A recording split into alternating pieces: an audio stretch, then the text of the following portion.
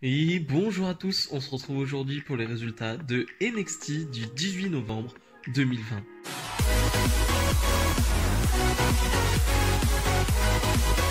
Et on débute directement avec un match pour le titre nord-américain. Leon Ruff, le champion surprise de la semaine dernière, défend son titre face au champion sortant, Johnny Gargano.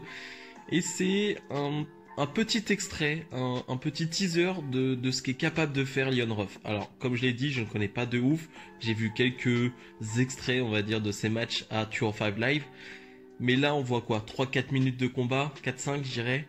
Et tu as des choses qui te font dire, tu comprends pourquoi la WWE essaye de miser sur lui. Tu comprends, parce que athlétiquement, en termes de qualité athlétique, c'est du très haut niveau. Il bondit tellement qu'à un moment donné, il va presque bondir au-dessus de Gargano alors qu'il doit l'atteindre sur un dive. C'est assez impressionnant pour le coup. Vraiment, c'est assez impressionnant de rapidité, de fluidité. Et en termes athlétiques, encore une fois, c'est du très haut niveau. Maintenant, je vais rien dire sur le match en lui-même parce que la fin de match, bon, ils essayent d'en faire un peu une blague. Pour le moment, ça passe, mais attention que ça ne dure pas trop. Damien Priest, qui avait un peu aidé Leon Ruff à gagner ce titre la semaine dernière, il va arriver, il va enlever Leon Ruff du ring et va lui mettre une droite pour que Leon Ruff se, enfin, oui, que Gargano se fasse disqualifier. Donc victoire de Leon Ruff qui conserve son titre. Donc voilà, l'histoire tourne plus autour de Damien Priest et de Gargano. Donc attention à ce que Leon Ruff ne passe pas pour une blague non plus. La semaine dernière, c'était un peu une surprise, un peu blague. Faudrait pas que ça dure. J'aimerais bien aussi qu'on prenne un peu Leon Ruff au sérieux au fur et à mesure de cette storyline. Cameron Grimes face à Dexter Lumis, les deux qui se tournent autour depuis un petit moment. Dans un match où les deux vont avoir un sac sur la tête, donc ils ne vont pas voir. Je sais pas si on peut vraiment appeler ça un match, parce qu'en plus, ça va être très court, vraiment très court, parce qu'au final, Cameron Grimes va confondre Dexter Lumis avec l'arbitre, donc il va frapper l'arbitre, donc il n'y aura plus d'arbitre. Il va vouloir en profiter pour attaquer Dexter Lumis, qui a toujours son sac sur la tête. Mais Dexter Lumis, non, pas besoin de sac ou non, il va esquiver, on va dire, l'attaque de Cameron Grimes.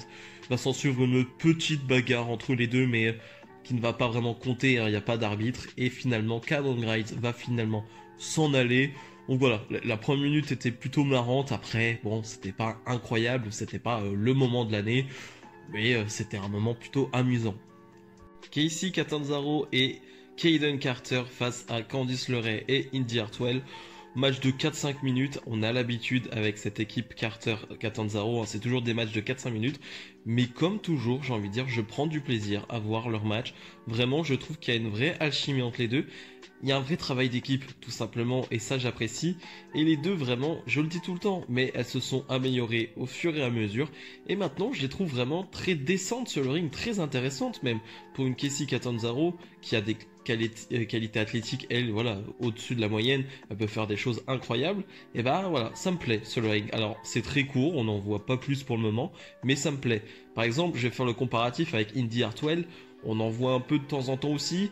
Pour le moment, je suis pas subjugué. Je suis pas comme un fou derrière elle. Je suis pas comme un dingue. Bref, c'est un match qui est sympathique avec une victoire finale de Candice LeRae et de Indi Hartwell. Match très court là aussi entre Kushida et Arturo Ruas. Arturo Ruas qu'on a vu du côté de Raw Underground, qui est peut-être l'un des gars qui m'avait le plus impressionné du côté de Raw Underground. Vraiment, j'avais apprécié tout ce qu'il avait fait.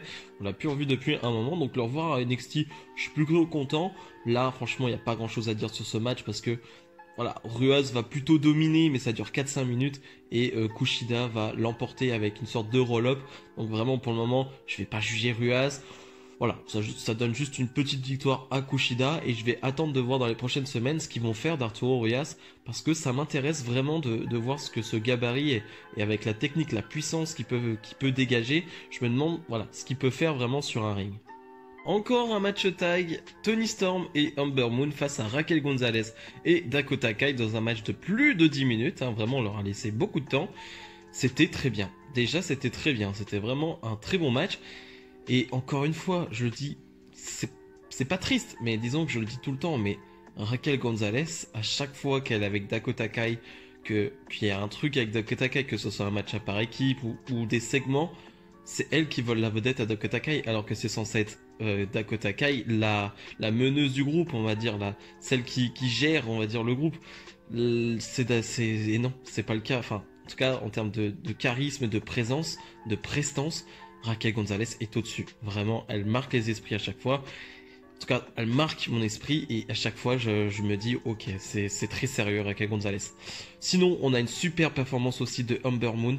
Toni Storm, je la trouve un peu en retrait sur ce match, comme Dakota Kai, mais Ember Moon, je la trouve vraiment super. Vraiment, dans ce match, elle est au top. Physiquement, elle revient bien et elle vend super bien les kicks. Elle vend des super kicks très très bien. Elle vend super bien les prises. Enfin, vraiment une super Ember Moon et ça fait plaisir de la revoir à ce niveau-là.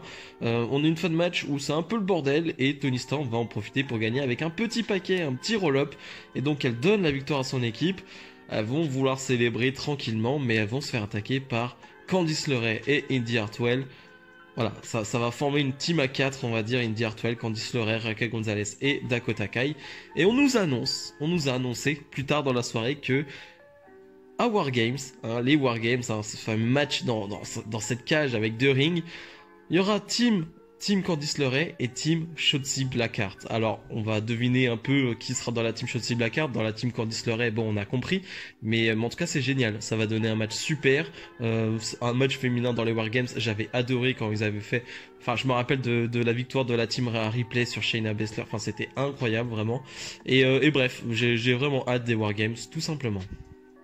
Timothy Thatcher face à August Grey. August Grey, c'était un membre du cours, on va dire, de Timothy Thatcher il y a quelques semaines. C'était un peu parti en vrille entre les deux. On va avoir un match assez court, là aussi. Beaucoup de matchs dans ce NXT, mais des matchs assez courts aussi, il faut le dire. Et il va juste faire une démonstration de technique, en quelque sorte, parce qu'August Grey va pas avoir grand-chose à dire sur ce match. Il va finalement le faire abandonner. Et c'est l'après-match où Ciampa va arriver, il va juste confronter Timothy Thatcher. Timothy Thatcher qui va s'en aller, qui va dire mais j'ai aucun problème avec toi.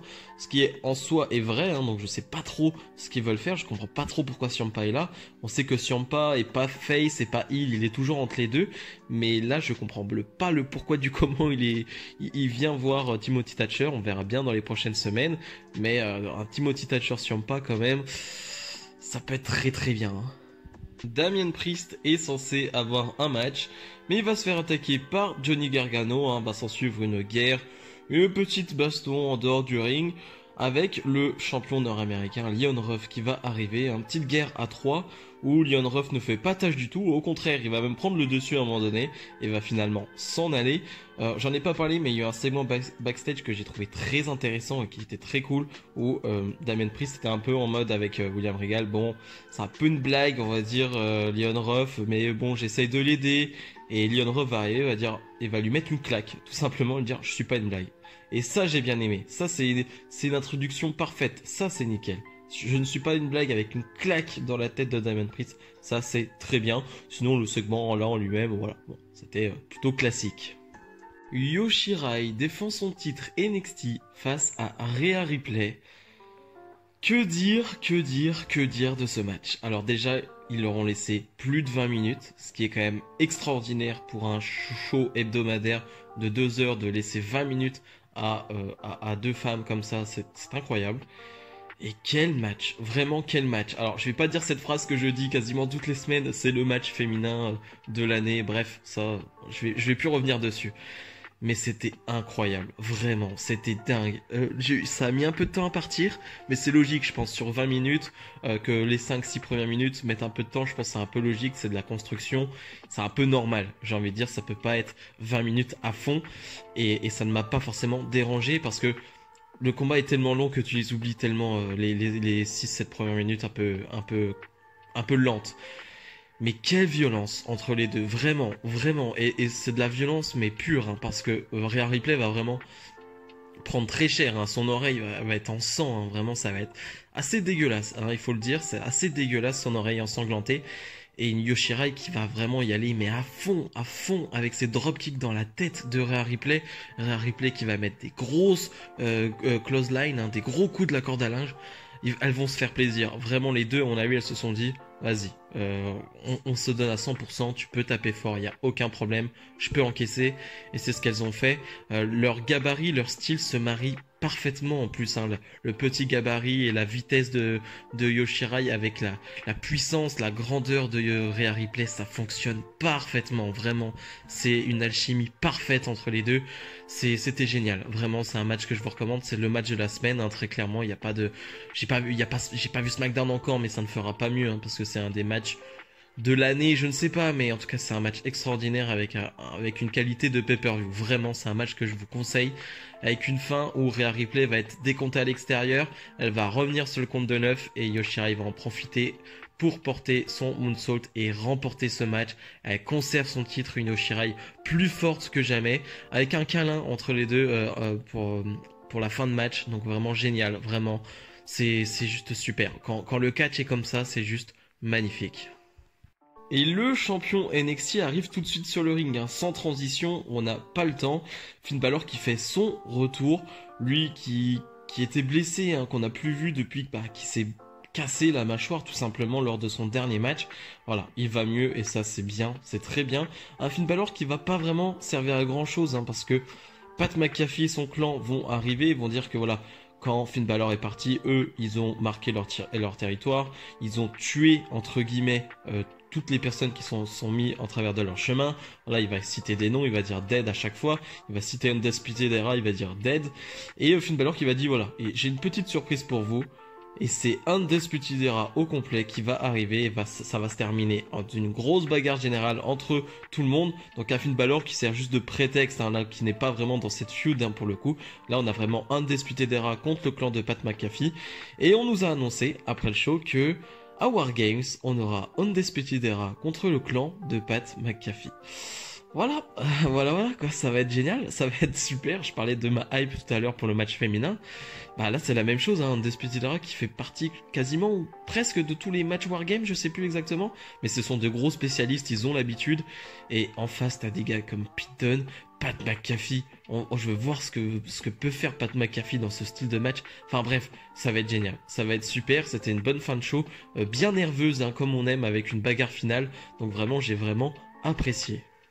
Bilan de ce NXT, c'était juste excellent, vraiment. J'ai un tout petit bémol, c'est qu'il y a un peu trop de matchs et que les matchs durent pas trop longtemps. Et je comprends parce qu'on a vraiment voulu laisser énormément de temps à Yoshirai et à Ripley, ça je comprends, et ça j'en suis très content parce que c'est un match extraordinaire que je vous recommande encore une fois. Mais c'est vrai qu'il y a du coup il y a peu trop de matchs et qui durent 4-5 minutes, ça c'est pas vraiment ce que je kiffe.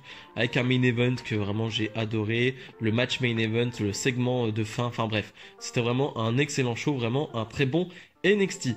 Si vous avez aimé cette vidéo, comme d'habitude, n'hésitez pas à lâcher le petit pouce bleu, hein, ça me fera plaisir, et à vous abonner. Nous, on se retrouve dès samedi, même dès vendredi, dès demain, pour mes pronos pour Survivor Series, hein, voilà, Survivor Series qui auront lieu ce dimanche. Je vais faire des petits pronos, donc j'espère que vous serez présents. Salut, salut!